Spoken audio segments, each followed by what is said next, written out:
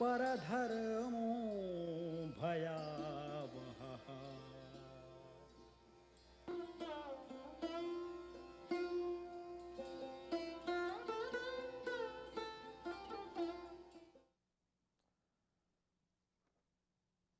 Om Tavakatamritam Tapta Jivanam Kavibiriditam Kalmashapaham Shravanamangalam Srimadatatam Bhuvignantiye Bhurita Jana. Thy words of immortality, adored by sages and auspicious to hear, they destroy sin, and those who spread thy message are the blessed benefactors in this world. The Gospel of Sri Ramakrishna, page 78, last line there.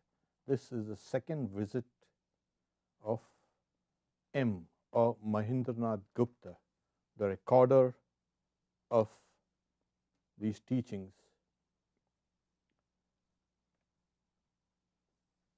M's second visit to Sri Ramakrishna took place on the southeast veranda.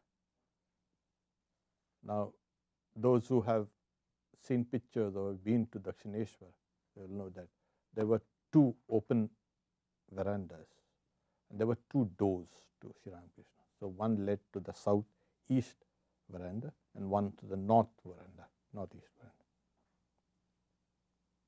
There are three doors, sorry. At 8 o'clock in the morning, the master was about to be shaved, the barber just having arrived. As the cold season still lingered, he had put on a moleskin shawl bordered with red. Seeing him, the master said, "So you have come. That's good. Sit down here." He was smiling. He stammered a little when he spoke. For many years after I began reading the Gospel, years and decades ago, I used to wonder, why did the recorder put all these mundane details here? But then later on, I understood that when God incarnates as a human being, he or she behaves exactly like a human being. But that human aspect does not completely dominate the rest of the other aspects of Sri Ramakrishna. Like in the same gospel, you will find him as a spiritual seeker and a practitioner and a spiritual perfectionist, one who has attained perfection. You also see him in the role of a guru. You also see him transcend all this and speak as an avatar. So all these things are kind of mixed up, blended so perfectly. That's why it's not easy to dismiss some aspect saying, "Oh, this is not relevant." It is relevant. In fact, somebody was asking me, "Is this the way you're going to read everything sequence?" I said, "Yes, because now here every word is important. Because as I say, thy words of immortality, tava katamritam."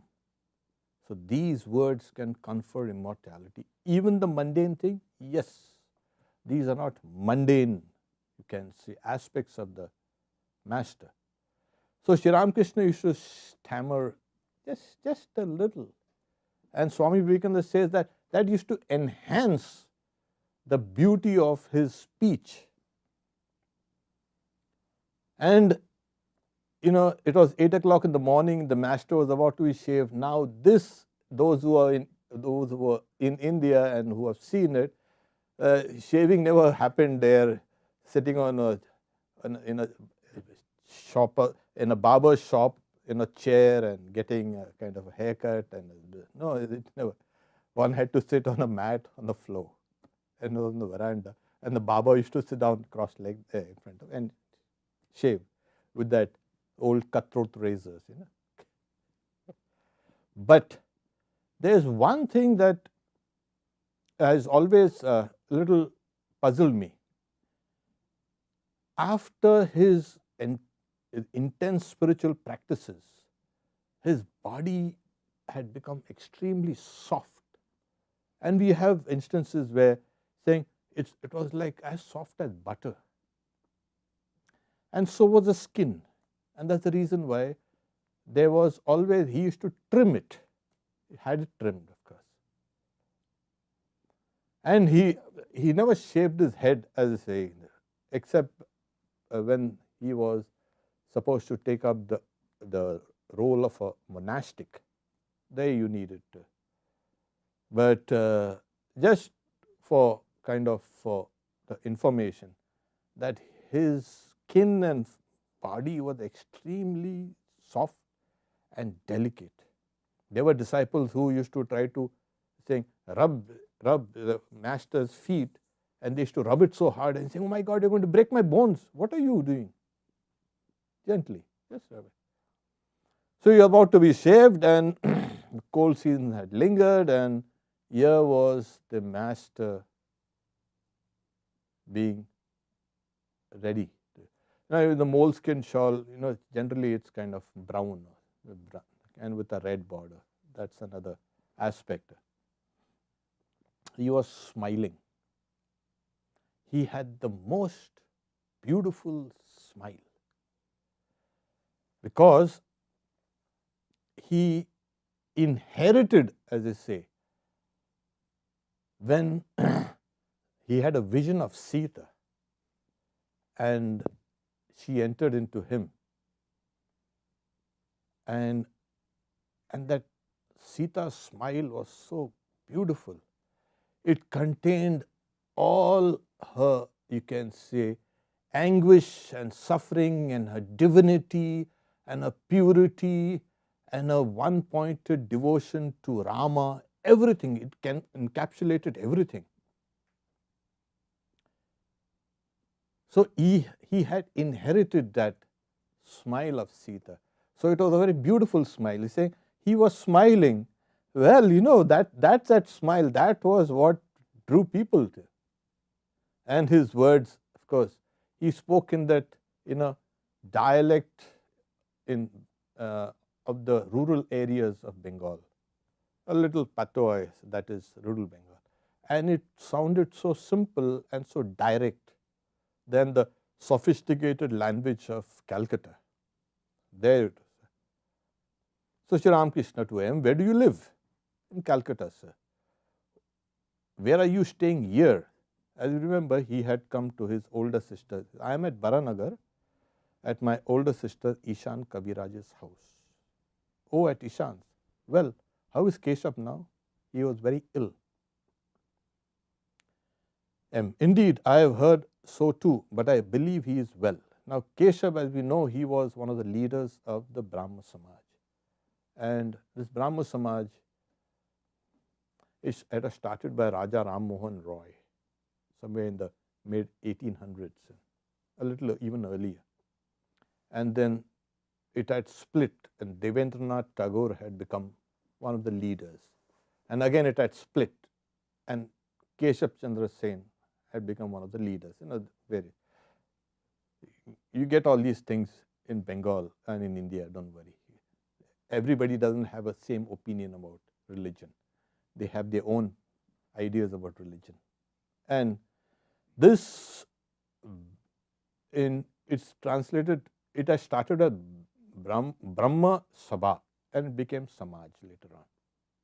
And then after Keshav Chandra Sen had come, and he had kind of brought this whole association to great heights, again it's split. And as we can find out later in the Gospel, that Vijay Krishna Goswami was separate and he was separate.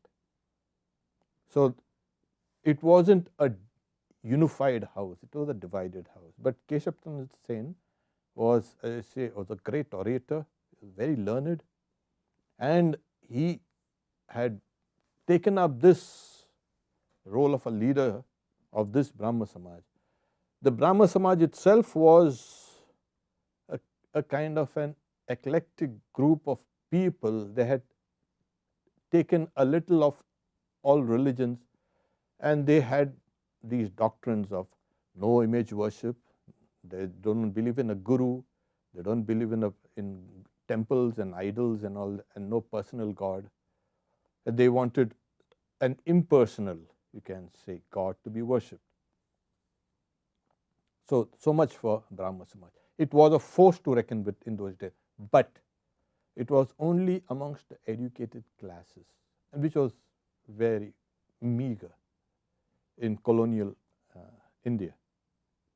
It had not touched the great masses, because it's the masses that who really hold on to religion.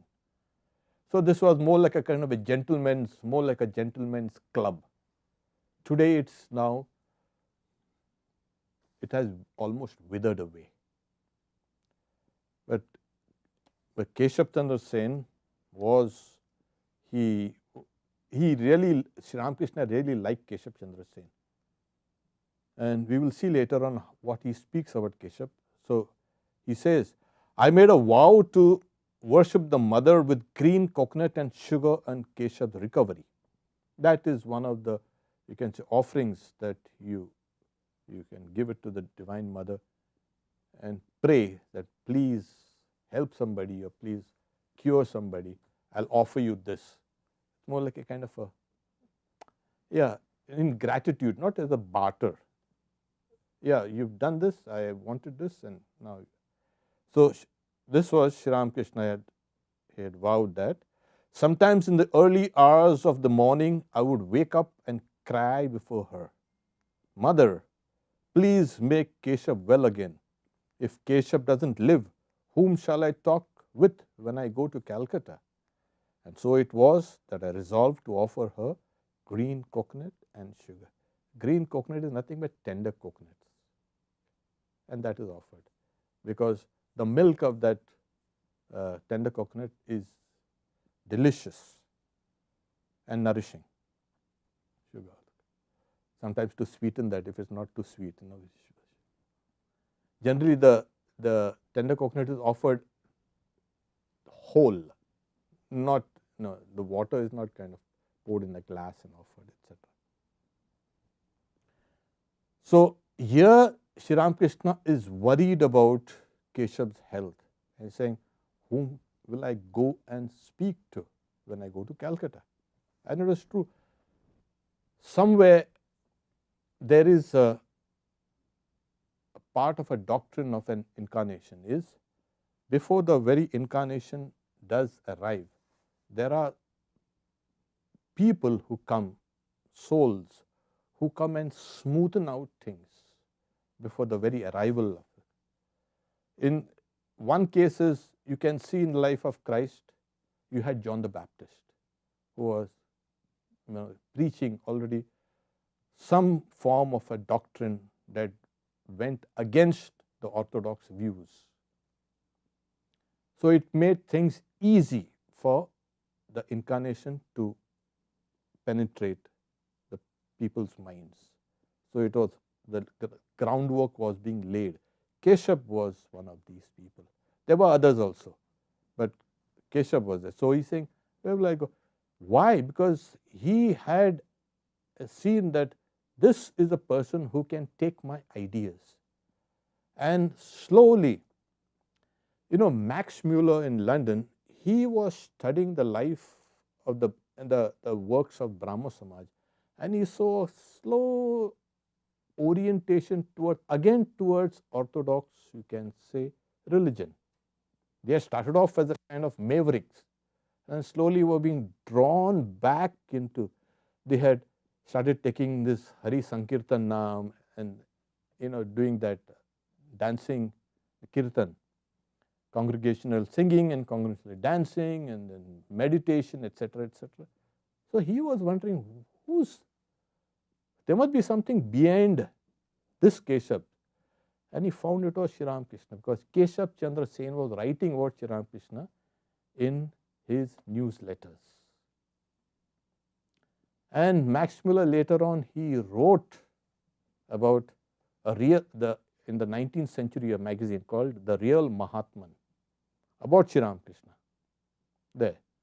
So he knew that there must be somebody influencing Keshav, and this is what the whole thing is.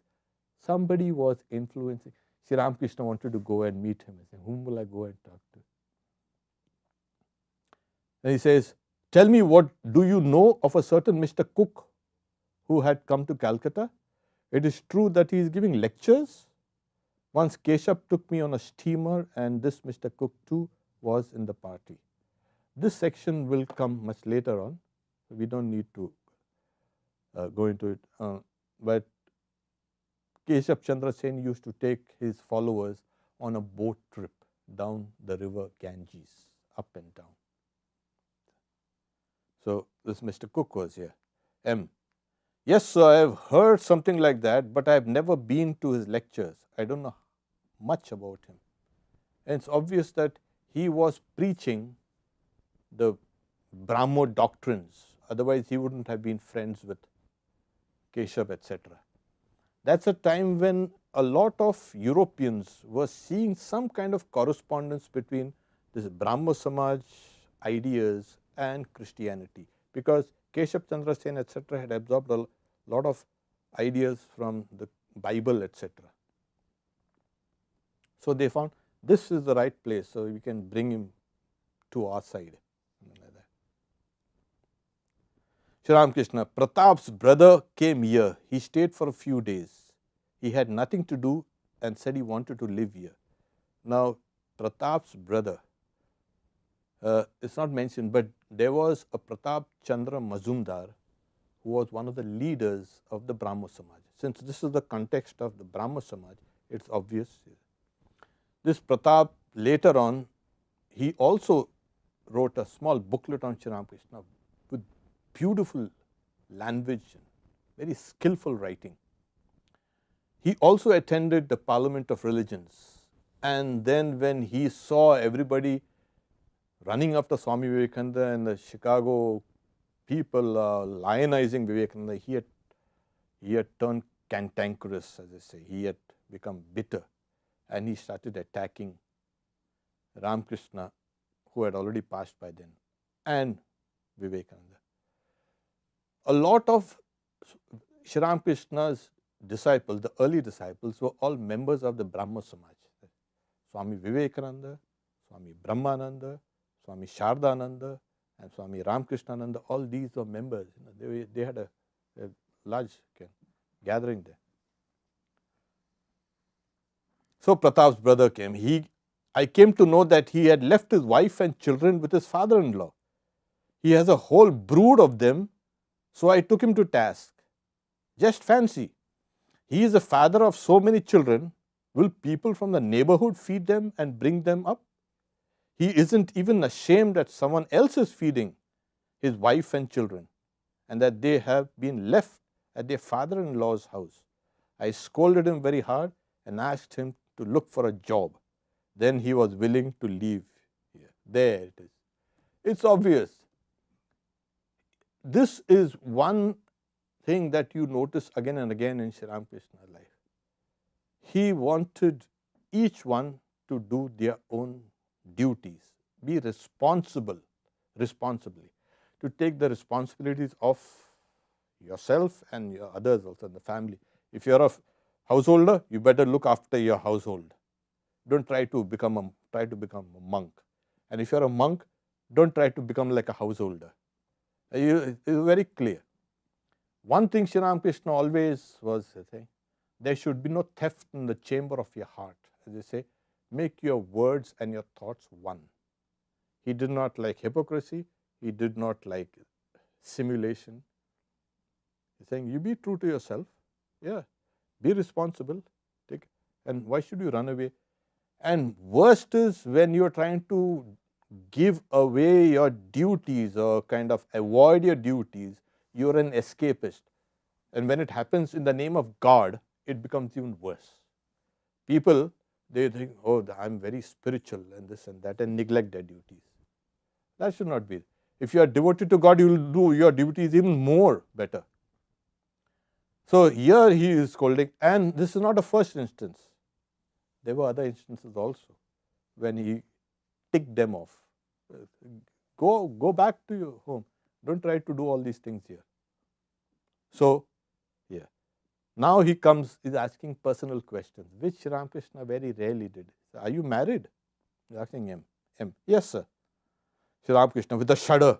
Oh, Ramlal, alas, she is married. Ramlal was his nephew. Like one guilty of a terrible offense, M sat motionless, his eyes fixed on the ground. He thought, is it such a wicked thing to get married? The master continued, do you have children? M by this time could hear the beating of his own heart. He whispered in a trembling voice, yes, sir, I have children. Very sadly, Sri Ramakrishna said, ah, me, he even has children. Thus rebuked, M sat speechless. Now, he'll explain why he was asking and what is the reason behind. But generally, you will, are you married? And the reaction is like, oh God, he's married. Sri Ramakrishna looked simple and behaved like a child, but there was a very innate dignity. There was a kind of a loftiness in him. Yeah, we look at him like that, yeah, but he's like that. But there was something very lofty. And whenever he even made jokes and inquired, he did it from that lofty perspective. So, when he was grave, nobody could approach him. Oh yeah, that is true also of Holy Mother. That is true also of Vivekananda. When Sri Ramakrishna used to walk, his body movements, his gait was it was attractive, and yet at the same time, it was so transcendental. Yes, even his walk was so attractive. So his words are always, as we say, yeah, they were not just in a kind of frivolous manner he's asking, or just kind of humorously asking, oh, are you married? So poor M here sat speechless. His pride had received a blow. After a few minutes, Sri Ramakrishna looked at him kindly and said affectionately, you see, you have certain good signs. I know them by looking at a person's forehead, his eyes, and so on. Tell me now, what kind of a person is your wife? Has she spiritual attributes, or she is under the power of avidya? That is avidya in the sense ignorance. M. She is all right, but I am afraid she is ignorant. Master, with evident displeasure, and you are a man of knowledge? There. So, to just highlight certain aspects here. So, he saw there are certain people with certain characteristics that speak of their spiritual potential. And Sri Ramakrishna saw that spiritual potential in by his forehead, his eyes, and so on. Now, Sri Ramakrishna had become an expert in reading bodily signs. In the old days, a few centuries ago, there was something like you check the bumps on your head and they kind of come and tell you this is your personality, etc. Okay, but this is an old science, and it's probable that Sri Ramakrishna had picked this up because he associated with a lot of monks of different orders, and some of this knowledge was already amongst people. They could understand, read people by their physiognomy, that is the signs on their body. Now, there is a huge book which it's not extant anymore, but then the name of the book is Samudrika Vidya. So you'll find in scriptures also, some of these descriptions have been given, how Rama used to look, everything right up to the fingernails and etc. is described, even Sita and everything. So people got a general idea of an incarnation has these characteristics, and it has been found that those physical characteristics are found in all incarnations. Yes, amazingly. So in the scriptures, and there was that separate book itself, Samudrika Vidya, but we don't know now where it's lying around, wherever, I don't know. But some of that knowledge was known to people. Like Sri Ramakrishna used to weigh the hands of his disciples from the elbow up to the fingertips. Okay, yeah, this is good. Your hands are light. That's good. That's a good sign, etc. So he detected that spiritual potential by seeing those signs, physical signs. Swami Nikhilananda also mentions that this was not the only way he could judge people. People come because he is now a teacher. He's taken the role not of a person who's sitting down to be shaved. He's taken the role of a teacher, guru. So he used to do two things. One is look at people, understand them. Secondly, he used to use his yogic insight to delve into people's minds and understand what their potential was and is. That was also there. So at times he's saying, oh, I can see a person like you see through a glass, a glass cupboard. You can see the contents. So he used to use the first method, and then to confirm some other things which he had read, he used to use a second method, which was unerring. So here he says, and you are a man of knowledge. M had yet to learn the distinction between knowledge and ignorance. Up to this time, his conception had been that one got knowledge from books and schools. Later on, he gave up his false conception. So this is what actually most of us, we regurgitate what we have read from or heard from them. We have not made that knowledge our very own. So which becomes wisdom, as I say. It's just information. So when you act on that knowledge that you have learned, then it becomes your own. Otherwise, still belongs to others. And then he said, and you're a man of knowledge. M's ego was again badly shocked. This is the third time. First he was married, then the second he had children, and his wife also is married. You're a man of knowledge. This is the third time. And now this is the fourth. Because if you have an ego, a big ego, forget spiritual life. It's over for you. You are living with your ego only. And you will, even if you go for spiritual life, it will be only to bolster your ego up, to show yourself as a highly spiritual person. So God, what he does is breaks that ego. And if that is not broken, you will not be able to learn anything, understand anything, and help in his mission. So this was the first thing that he did, break this guy's ego. Not that, Mahendranath Gupta M was an egotistical person, but we have all an innate sense of individuality. Sometimes it's very crystallized. That has to be broken, and he's breaking it. Well, do you believe in God with form or without form? M, rather surprised, said to himself, how can one believe in God without form when one believes in God with form? If one believes in God without form, how can one believe that God has a form?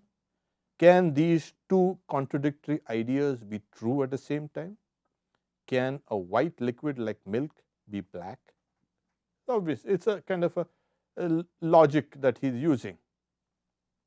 M. Sir, I like to think of God as formless. Master. Very good. It is enough to have faith in either aspect. You believe in God without form, that is quite all right. But never for a moment think that this alone is true and all else is false. Remember that God with form is just as true as God without form. Or hold fast to your own conviction. This is, in one place in the Gospel, is saying, Ishwar iti. He's saying, God is only so much. Anybody who says that is an enemy of God. He's saying, you can't limit God. So God as formless and also with form. And thank God for Sri Ramakrishna. Now, these philosophers in India had been debating for centuries. The God is formless, and every other doctrine of God with form was demolished, attacked through reason and logic, and you had a whole philosophical literature. And those who believed in God with form, they attacked this idea of God, formless God. What is this idea? What is God formless? Crazy. So there was a back and forth for centuries and centuries. So Sri Ramakrishna had come now to harmonize all the ideas of God in his teachings and in his personality, because he is not going through philosophical disputations. He is speaking now through experience.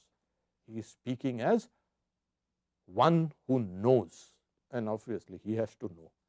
He himself is an incarnation of God, so he has to know. The assertion that both are equally true amazed him. He had never learned this from books. Thus his ego received a third blow, actually fourth. But since it was not yet completely crushed, he came forward to argue with the master a little more. M. Sir, suppose one believes in God with form. Certainly, he is not the clay image. This is important. Master, interrupting. But why clay? It is an image of spirit. The original words are chinmoy, made of consciousness. And M had used the word mrinmoy, made of clay or mud. In one of the Arati, the Vespers hymns of Sri Ramakrishna, written by Swami Vivekananda, he said, Chid Ghana Kai. Sri Ramakrishna's body is nothing but a condensed consciousness. Chid Ghana Kai. So here he is very clear. Why do you say it's clay? It's all consciousness. M could not quite understand the significance of this image of spirit. But, sir, he said to the master, one should explain to those who worship the clay image that it is not God, and that while worshipping it, they should have God in view and not the clay image. One should not worship clay. Master, sharply, that's the one hobby of you Calcutta people, giving lectures and bringing light to others. Nobody ever stops to consider how to get the light himself. Who are you to teach others? He who is the Lord of the universe will teach everyone. He teaches us, who has created this universe, who has made the sun and the moon, men and beasts and all of beings, who has provided means for the sustenance, who has given children parents and endowed them with love to. It's a long. So we'll take that up next Wednesday, but we can stop here after explaining this. Especially in Bhakti Yoga, what happens is people say we are worshipping this. It's an idol or a symbol. it's either called a pratika or pratima. That is something that you go towards, prati, gacchati, that you go towards. You have an image of God or a symbol of God, and you go towards it, and that's called pratika or pratima. Now, when you are worshipping that image of clay or metal or whatever, or stone, you are actually not worshipping that clay or metal or stone. You have to superimpose the ideas of infinity, of absoluteness, of love and compassion, God's all His glories on that. So you are actually worshipping your own ideas of God, and that is nothing but like a kind of a support. You are superimposing your ideas of God on that. So suppose that idol or the image or everything breaks, oh, that's okay. The superimposition does not break. You can replace that. So in that way, in Hinduism, there is no idolatry. People say they are, oh my God, they've got hundreds of idols. That was a big mistake. They never worship idols. They worship always a supreme Godhead. Always. So now people make a big fuss out of it. They will dress it up and give it food and this and that. That's out of your love. But you always, the human heart has always worshipped that God, that one infinite God.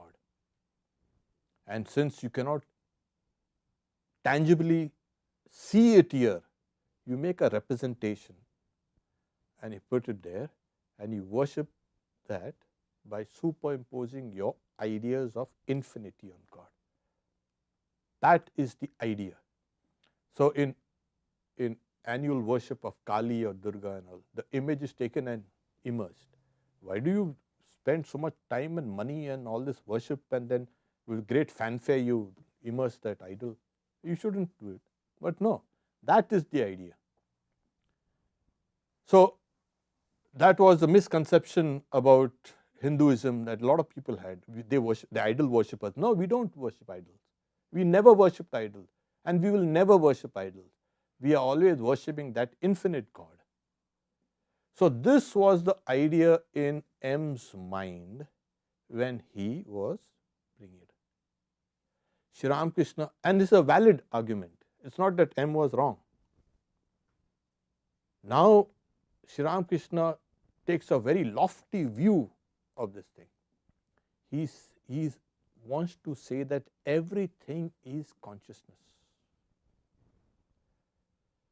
including that image or non-image. Everything is consciousness, and he had his own realizations to back it up. In fact, Swami Vivekananda once was joking about everything is consciousness, and Sri Ramakrishna teaching him everything is consciousness, and he was laughing, and the pot is God and everything is God, and he and Hazra were kind of joking about it.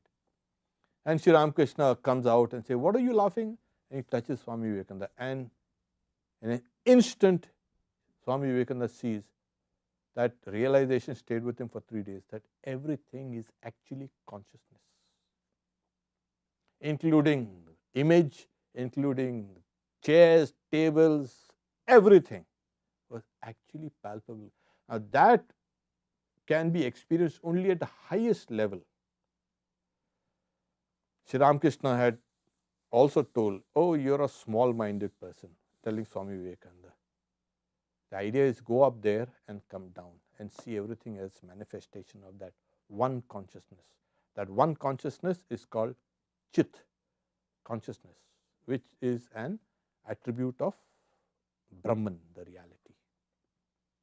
So Sri Ramakrishna takes him immediately to a very lofty, the highest viewpoint of the world. The world does not appear as a world, and not only the image, the world appears as God. That is so. Sri Ramakrishna, let's say, he started off. The narration began with the mundane, sitting down to be shaved at 8 o'clock in the morning and with a moleskin shawl, etc., etc. But then suddenly, he takes him to this highest level in a matter of few minutes. We stop here for questions. Yeah, we could go on and on, but then as we proceed, we will try to throw light on some of the main aspects of this. Otherwise, one line will take one whole class, one teaching of Sri Ramakrishna. They are so profound. I've been reading for years and years and years, and every time I read it, I'm getting something new. That is how some books become scriptures. The scriptures are not something to be just dismissed. Oh, I've read that. No, you read it, you study it, you meditate upon it. That is scripture. You get newer and newer insights into it. Om Shanti Shanti Shanti Hari Om Tat Sat. Sri Ramakrishna Arpanamastu.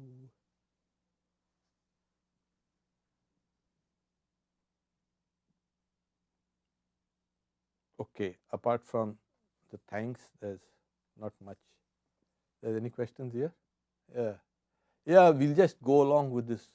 It's a tremendous book. It is, there was a time, I remember one Swami saying, when I first read the Gospel, it was a spiritual experience. You know who was that? Swami Ranganathananda. So he was young. He's saying, I read spiritual experience. This can give you spiritual experiences. There's no doubt about it. So, yeah, there's so much inside. So, if there yet no questions, then we can. Oh.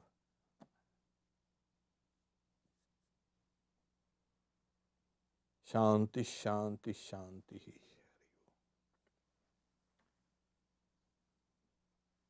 As you know, Friday is